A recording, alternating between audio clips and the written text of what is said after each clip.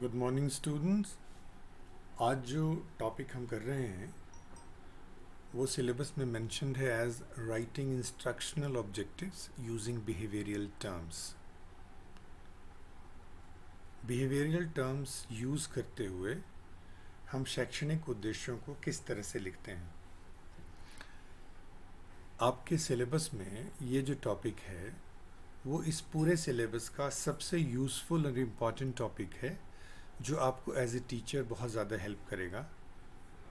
आपकी जब macro teaching होगी उस समय भी आपको इंस्ट्रक्शनल ऑब्जेक्टिव्स लिखने होंगे, और यदि आप स्कूल में आगे जॉब करते हैं तो वहाँ भी आपसे उम्मीद की जाएगी कि आप इंस्ट्रक्शनल ऑब्जेक्टिव्स लिखें।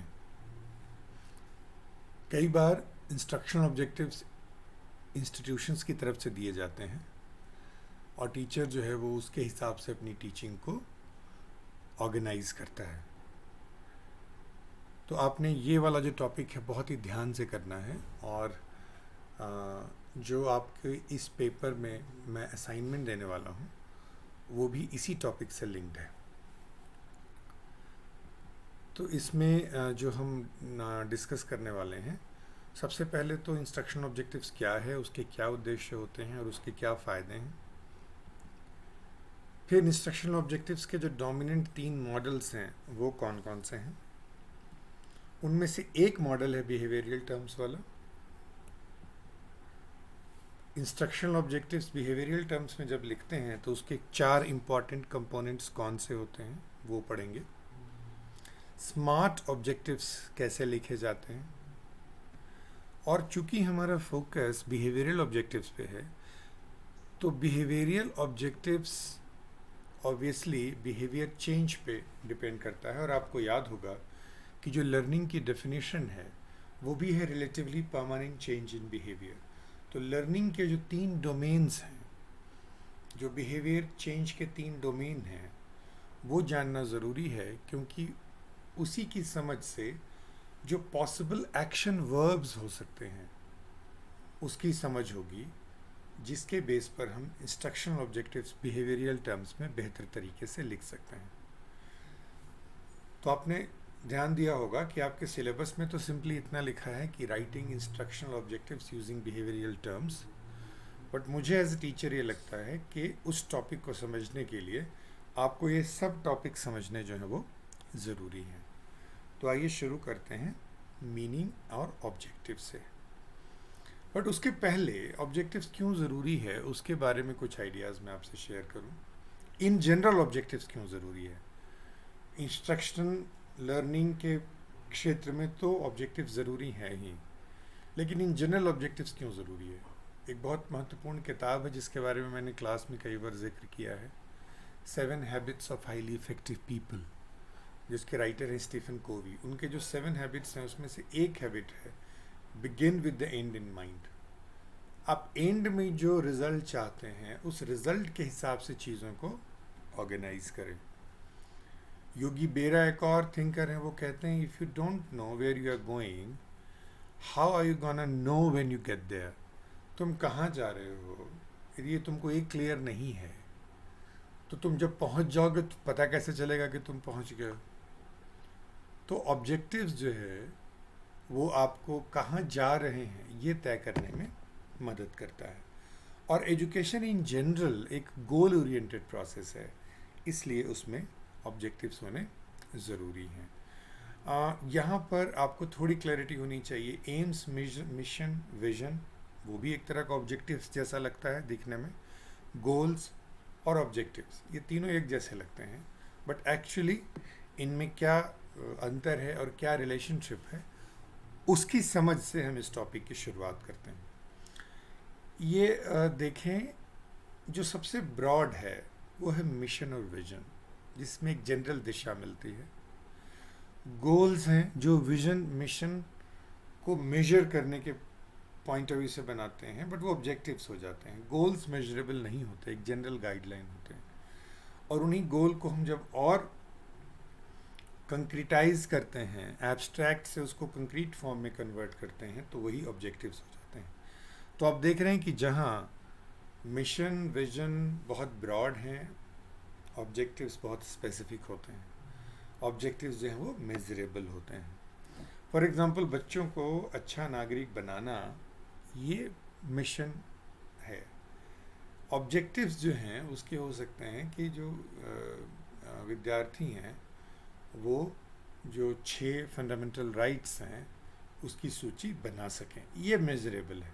अच्छा नागरिक बने या ना बने वो ब्रॉड है, बट आइडिया ये है कि यदि हमारे ऑब्जेक्टिव्स पूरे हो जाते हैं तो हमारे गोल्स भी पूरे हो जाते हैं, और जब हमारे गोल्स पूरे हो जाते हैं तो जो हमारे ओवरऑल मिशन और विजन है वो भी पूरे हो जाते हैं। Instructional objectives basically are statements of educational expectation for students. Students क्या कर लेंगे क्लास अटेंड करने के बाद, कोर्स ख़त्म होने के बाद, उसी को इंस्ट्रक्शनल ऑब्जेक्टिव्स कहते हैं। एक डेफिनेशन आप और देखें कि instructional objective is a collection of words and और pictures and diagrams intended to let others know what you intend for your students to achieve.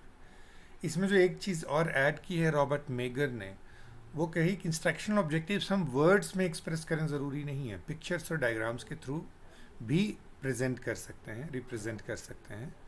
लेकिन आप देखें कि दोनों परिभाषाओं में कॉमन चीज़ क्या है कि इंस्ट्रक्शनल ऑब्जेक्टिव से पता चलता है कि आपके स्टूडेंट्स क्या अचीव कर लेंगे, वो क्लैरिफाई हो जाता है। इंस्ट्रक्शनल ऑब्जेक्टिव्स के क्या ऑब्जेक्टिव्स हैं? To provide direction for the instructional process by clearly stating the intended learning outcomes. Instructional process को एक दिशा मिलती है।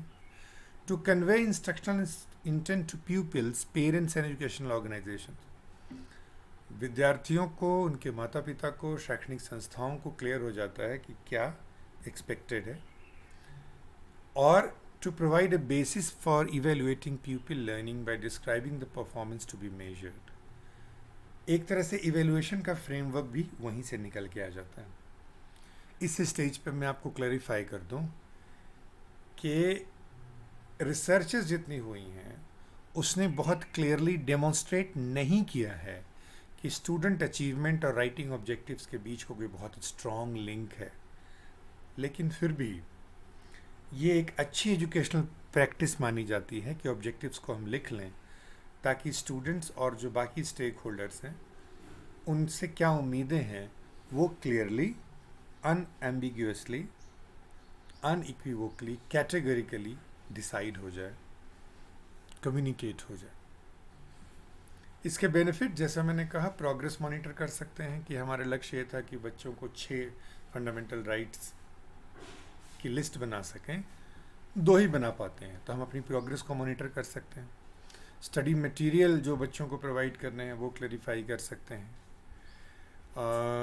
स्टूडेंट्स अलर्ट हो जाते हैं, इससे उनको पता चल जाता है उनसे क्या उम्मीद की जाती है, और इसी के बेस पे इंस्ट्रक्शनल मेथड, मीडिया और मटेरियल डिसाइड करना इजी हो जाता है, और इवैल्यूएशन भी बहुत इजी हो जाती है। इंस्ट्रक्शन ऑब्जेक्टिव्स के 3 अप्रोचेज हैं।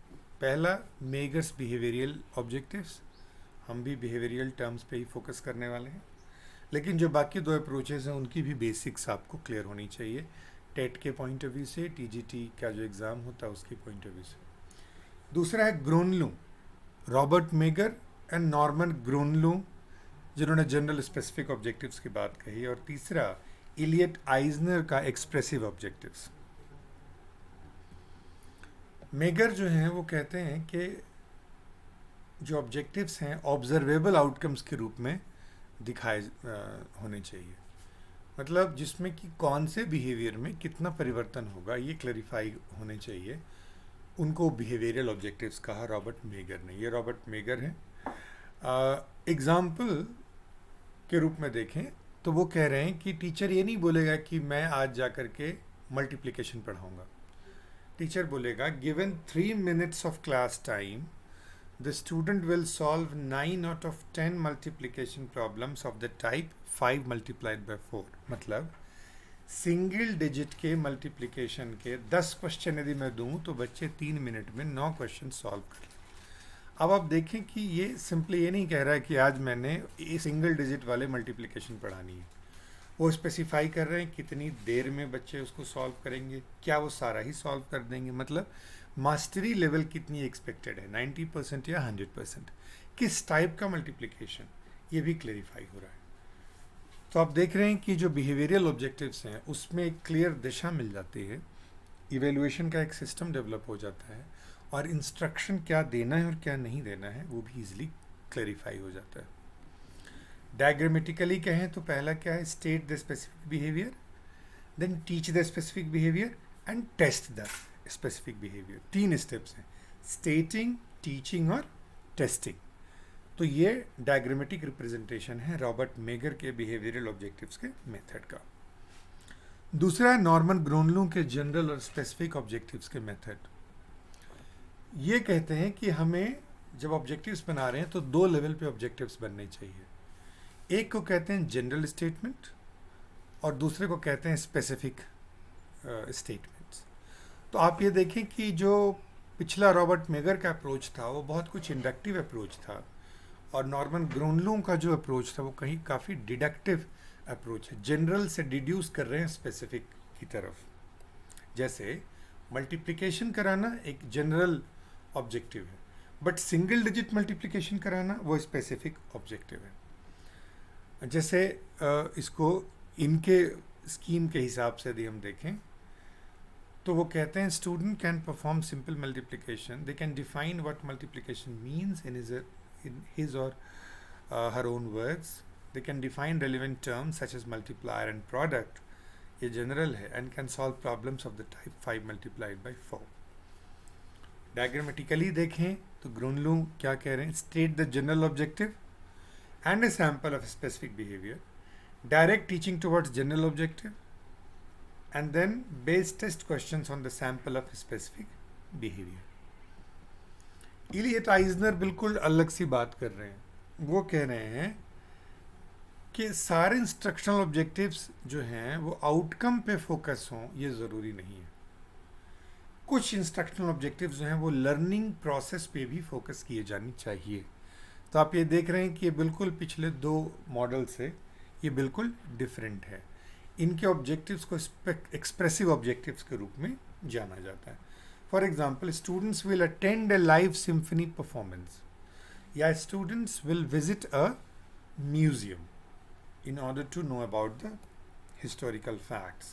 Students will use multiplication in everyday activities। आप देख रहे हैं कि उनका प्रोसेस, उनका जो फोकस है वो आउटकम पे नहीं है, वहाँ जाकर क्या होगा, एवरीडे मल्टीप्लिकेशन वो कर पाएंगे डेली लाइफ में। आप ये देखें कि इसमें जो फोकस है वो कहीं ना कहीं लर्निंग प्रोसेस पे है। ये है इलियट आइजनर। और आपको यदि याद हो, मैंने आपको पिछले कुछ एक वीडियो में करिकुलम के टाइप्स कराए थे, उसमें जो एक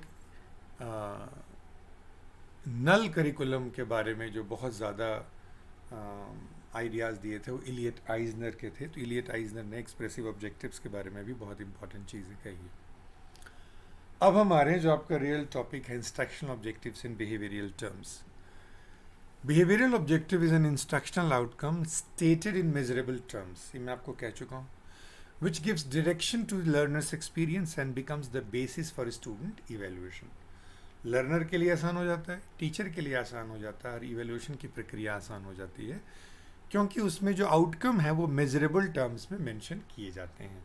और बिहेवियर क्यों है, क्योंकि अल्टीमेटली जो लर्निंग की डेफिनेशन भी है कि बिहेवियर में चेंज ही लर्निंग है। तो बिहेवियर यदि हम डिफाइन ही नहीं करेंगे कि बिहेवियर चेंज कौन सा हो रहा है, तब तक शायद रियल सेंस में लर्निंग नहीं हो रही है। ऑब्जेक्टिव जैसा मैंने कहा, ग्रोनलू का यूज़ करें तो वो जनरल और स्पेसिफिक हो सकती है, वो कंक्रीट हो सकती है, एब्स्ट्रैक्ट हो सकती है, कॉग्निटिव हो सकती है, अफेक्टिव हो सकती है, और साइकोमोटर हो सकती है। इन जनरल जो नॉर्मल टीचिंग होती है उसमें एक तो बिहेवियर स्पेसिफिक होता ही नहीं है, दूसरा कंक्रीट नहीं होता, जनरली एब्स्ट्रैक्ट होता है, और लार्जली जो फोकस है वो कॉग्निटिव पे होता है, ना कि अफेक्टिव और साइकोमोटर पे। तो आप देख रहे हैं कि आइडियल सेंस में इंस्ट्रक्शनल ऑब्जेक्टिव जो हैं स्पेसिफिक हों, कंक्रीट हों, कॉग्निटिव डोमेन में हों, अफेक्टिव डोमेन में हों, और साइकोमोटर डोमेन में भी हों। कंपोनेंट्स ऑफ बिहेवियरल ऑब्जेक्टिव्स 4 हैं, ऑडियंस, बिहेवियर, कंडीशन और डिग्री। कई बार इसको ABCD ऑफ बिहेवियरल ऑब्जेक्टिव कहते हैं। इसका एग्जैक्ट सोर्स अननोन है, लेकिन इसके बहुत सारे आइडियाज़ रॉबर्ट मेगर से आए हैं। लेकिन ये क्लैरिफाई कर दूं कि ABCD जो टर्म है वो रॉबर्ट मेगर का दिया हुआ नहीं है। तो आगे की डिस्कशन हम नेक्स्ट वीडियो में करेंगे, क्योंकि 15 मिनट्स की लिमिट ओवर हो गई है।